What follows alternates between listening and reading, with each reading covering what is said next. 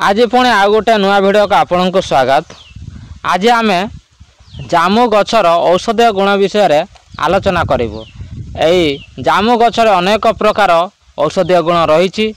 औषध द्वारा अनेक प्रकार रोगर निदान होता है, जमिति डायबिटीज, अपेंडिक्स, विभिन्न प्रकार झाड़ा बांती आउ मुहर दाग एमिति अनेक प्रकार रोगर समाधान ये जामुकोली गछ ही करिथाए।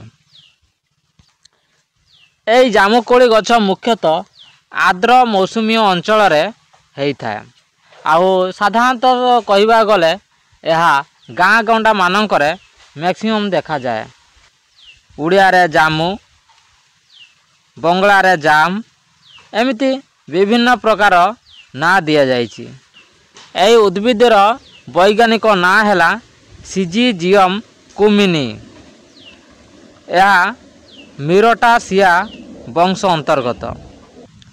यही जामु गछर अनेक प्रकार गुण रही, जमिति कषाय रस, मधुर रस, पाचक, मलस्तंभ कारक, स्वरवर्धक, कृमिनाशक, श्वास निवारक, अति सार, काश, रक्तदोष एमिति विभिन्न प्रकार रोग को दूर करिवार क्षमता रही।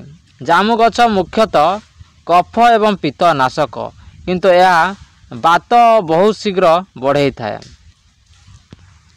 वैज्ञानिक माने मारात्मक बहुमूत्र रोगर जामुकोली एक अभ्यर्थ औषध बोली कहती।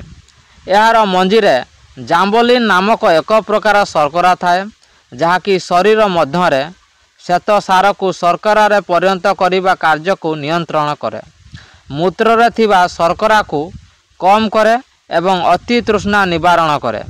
एथिपाई यार मंजी को सुकाई गुंड करी 3-4 ग्राम मात्रा रे जल सहित सेवन करिया को पड़िଥାଏ। एथिरु प्रस्तुत होमियोपैथी औषध सिंगिजियम जाबोलिनियम क्यू प्रतिदिन सकाळे 1 मास सेवन पर यार 3x शक्तिकृत औषध सही परे आउ 1 मास खाइबा को पड़िଥାଏ। जेमिति यार कण पत्र रे गैलिक एवं टैनिक एसिड थाए। यार सीजा पानी तरल झाड़ा मध्य भल करिଥାଏ। जामुरे विभिन्न प्रकार औषधीय गुण रहिबा संगे संगे विभिन्न प्रकार खाद्य सार रहिଥାଏ, जेमिति जल, पुष्टिसार, चर्बी, तंतु, श्वेतसार, कैल्शियम, फॉस्फरस, लौह, विटामिन सी एवं विटामिन बी मिली थाए।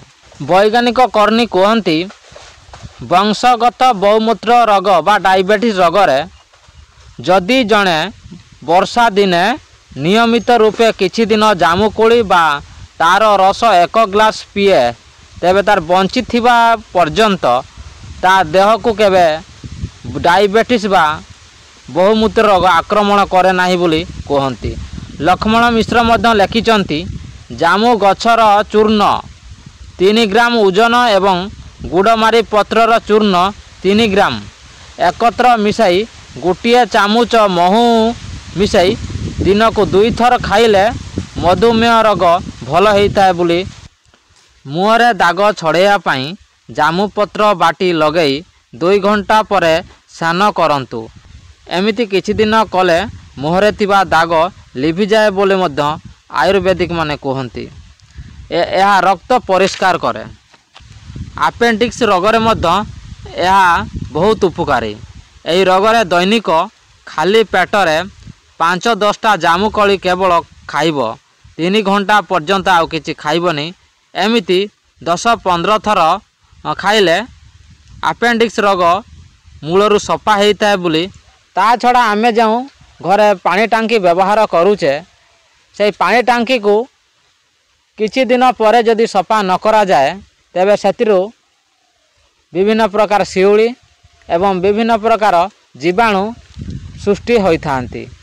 जदि एई जामु काठ को जदि से टांकी रे खंडे जामु काठ को नहीं पकाई दिया जाए तेबे एई शैवाल सृष्टि बा जीवाणु सृष्टिर समस्या आउ रहे नाही। ଜାମୁ କାଠ ବ୍ୟବହାର କରିବାର ଲାଭ ହେଲା ଟାଙ୍କିରେ ଶୈବାଳକୁ ବଢ଼ିବାକୁ ଦିଏ ନାହିଁ, ଆଉ ଜୀବାଣୁ ଏବଂ କବକକୁ ବଢ଼ିବାକୁ ମଧ୍ୟ ଦିଏ ନାହିଁ।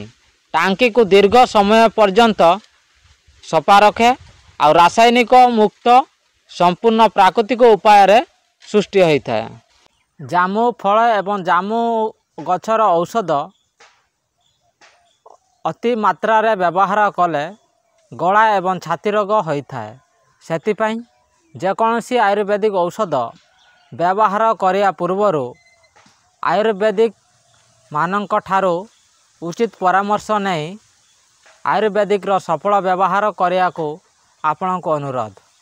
ଜାମୁ ଫଳ ଏବଂ ଜାମୁ ଗଛର ଔଷଧ ଅତି ମାତ୍ରାରେ ବ୍ୟବହାର କଲେ ଗଳା ଏବଂ ଛାତି ରୋଗ ହୋଇଥାଏ।